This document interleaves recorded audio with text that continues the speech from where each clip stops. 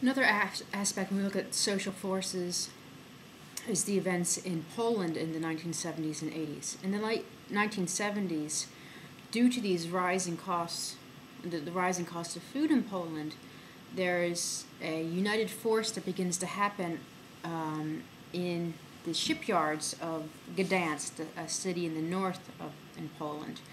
And there's a push to form a labor movement, which would appear under communism that you should have workers forming unions because it's supposed to be workers are going to rule the world and such, but that was never the case. But here in Poland, this is going to be pushed in a way like not before.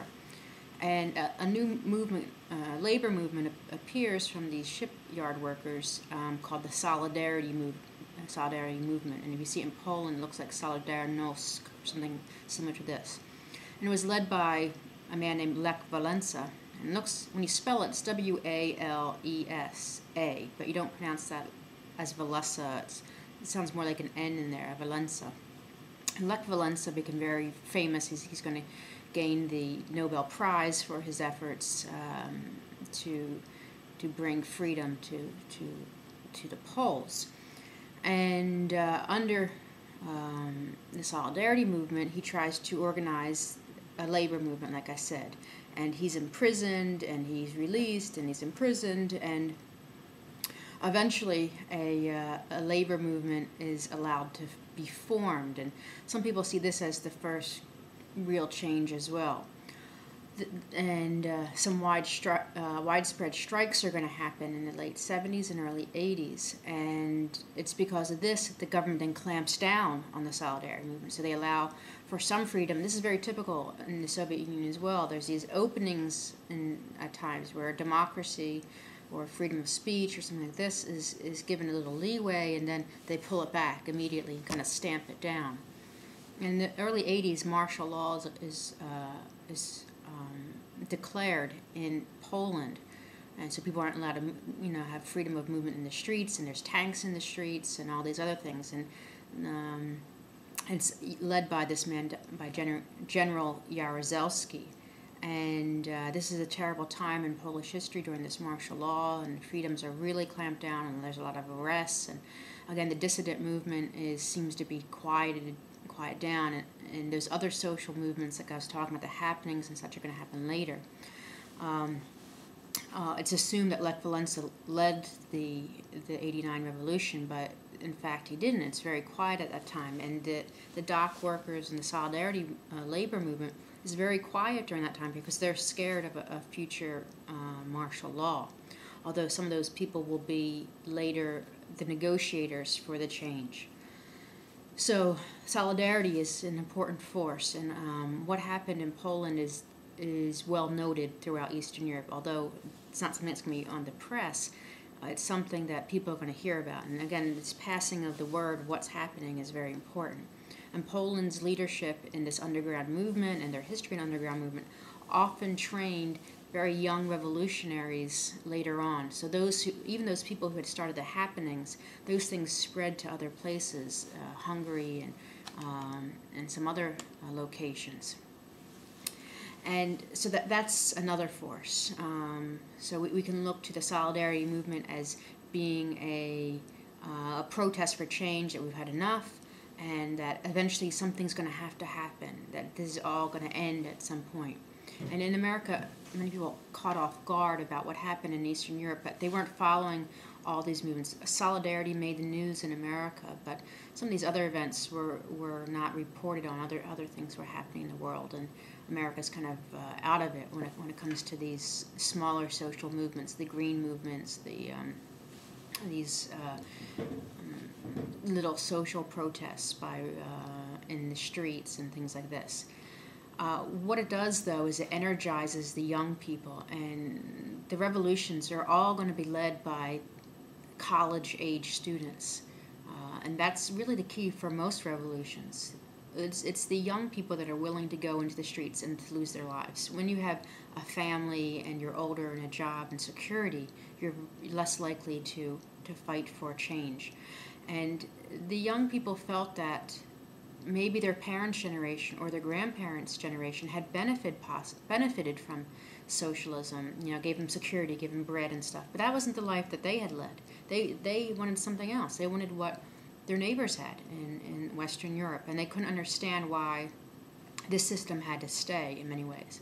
And the revolutions and people go to the streets, like I said, it's going to be the young people especially. Another factor in all this is the change in leadership in the Soviet Union. Leonid Brezhnev had been the general secretary, the head of the Soviet Union since the late 60s after Khrushchev had been ousted. And Brezhnev seemed to, his policies were to keep things going exactly as we have been doing, no change whatsoever, followed the exact same pattern for years and years on end. And even when Brezhnev was near the end of his life, they said he could be asleep and everything would still go on as the way it did.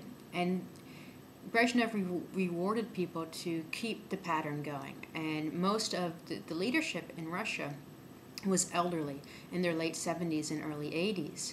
They were from the 30s generation, those who had survived Stalin's purges and later became the leadership power core, really, of the party.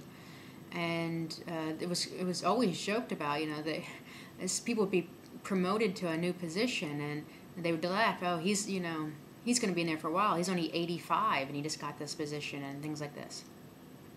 Brezhnev is going to die in the early 80s, and again, the West is going to say, well, maybe this will be the change. Something's going to happen, but it doesn't at first. They appoint one of his cronies, Yuri Andropov, another elderly, ill, and we're going to find out ill man.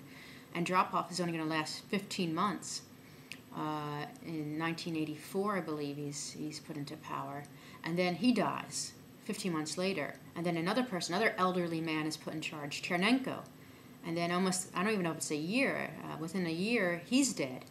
And the West is caught off guard. It's like one after another dead. The state funerals: Brezhnev, Andropov, Chernenko. You're like, what in the world's going on here? Well, they finally put somebody young in charge following the death of Chernenko, a man in his 50s and in good health, Mikhail Gorbachev, who becomes really the poster boy of the downfall of the revolution. And Gorbachev is a believer in socialism, but he believes it can be changed. It can be manipulated in a new way. It can have democracy involved in it. So he wants to steer a new course with more openness in society and more liberal reforms when it comes to the running of the economy, which was a command economy that was very inefficient and very ineffective. So we thought he'd bring in some Western methods, and he could bring in a breath of fresh air. The new economic methods was named, and we have this word in English now. This was his policy of perestroika, which means kind of like a reform movement. And this new openness in society, we could talk about what's the matter and talk about the problems, is called glasnost, and Glasnost. And again, we use these two Russian words now when we discuss this, perestroika and glasnost. And he tries maybe too fast. He tries to reform everything. So allow people to talk about what was happening and change things. He tries to reach out to the West and have nuclear arms reduction, and he's able to do this with Ronald Reagan, his contemporary at the time in the U.S. And Gorbachev allows for more freedom of the press and starts opening up the archives and allowing some of the dissidents to talk about what was happening. And what the voice that came out of this was not in favor of just reform. It was in favor of an abolition of the government, and that's what they weren't ready for. In the '56 revolution in Hungary, they were just asking for reform. They weren't asking for the overthrow of the government. They expected this as well, that if they opened it, they would have slow changes and things could be modernized and the Soviet Union could be competitive again. It wasn't the case. When they opened it up, they opened the can of worms, removed a lot of the fear factor of the KGB, and it's all going to fall apart, which I'll talk about.